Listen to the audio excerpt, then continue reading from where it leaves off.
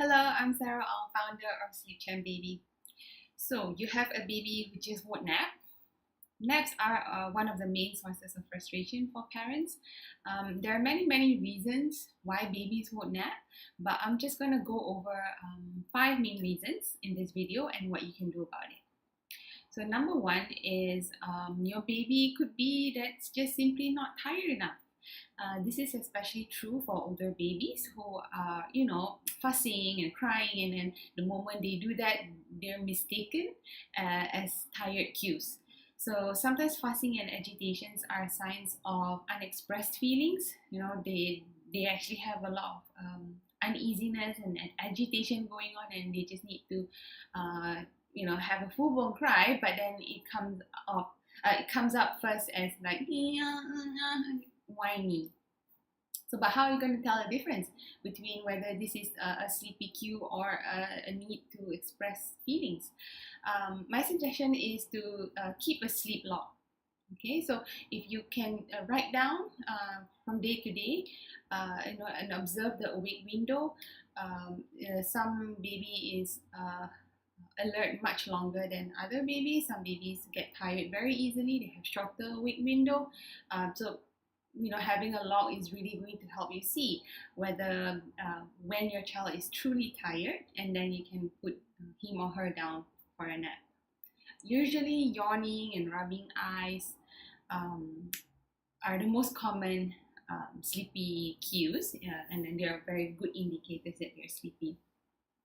But if your baby is fussing and wanting to go for a cry after all the immediate needs are met, meaning you've fed, you've changed, and then but it's not really sleeping time yet, then it's probably a good time for you to do some listening to that crying. And number two, environment. So the environment may not be nap conducive. So what's the nap environment like? From my experience, just making small changes such as where the baby sleeps, in the room, or in the bedroom as opposed to a living room, and adding blackout curtains to make the room as dark as possible, and also using white noise as daytime noise filter. How noisy it can get in the daytime. So having white noise as background can definitely help with that.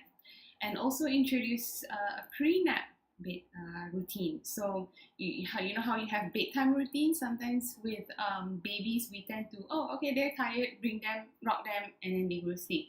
So it's just too fast of a transition from alert state, crying, and to going to sleep. So if possible, try and wind them down a little bit before the nap.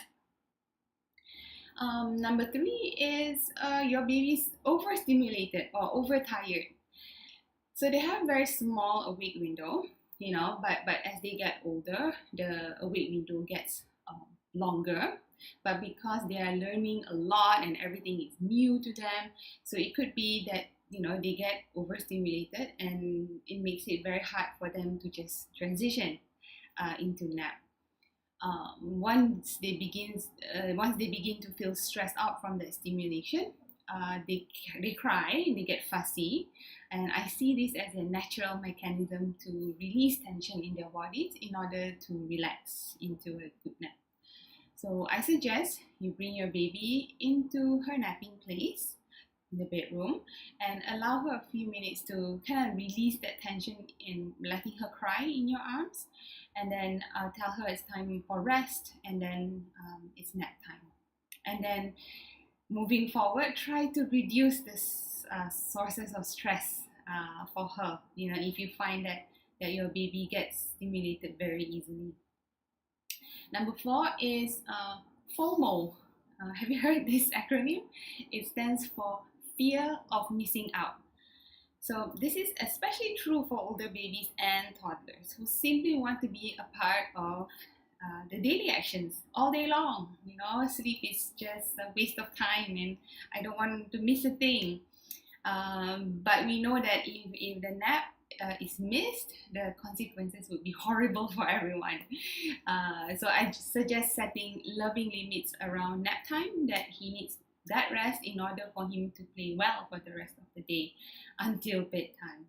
Maybe you could introduce a short one-to-one play before his usual nap time, so that his desire or his need to play is satisfied, and then he's more willing to wind down and take that nap.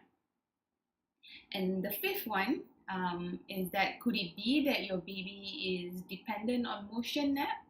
Perhaps you find yourself rocking your baby for naps all the way to, I don't know, toddlerhood, and then ending up using the swing maybe when, as they get heavier, but they still enjoy that motion that you end up putting them in a swing.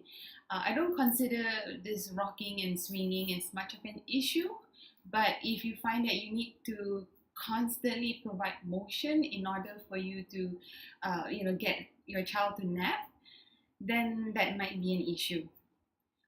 What I would suggest is that you gradually take away or reduce that motion until you find your baby to be falling asleep easily with less motion, and then having to take away that motion to a flat surface, a steel surface, and then to make that transition a lot easier for everyone. So if your child's been enjoying a lot of motion nap and suddenly you just take that away and just put them into the bed, for example, that might be too much of a big change. So get it to be gradual over a few days or maybe even weeks to see how your child's doing. So there's actually a lot more possible reasons why your baby won't nap, and we'll cover definitely more in the Easy Peasy Sleepy Time course. So I hope that was helpful, and thanks so much for watching.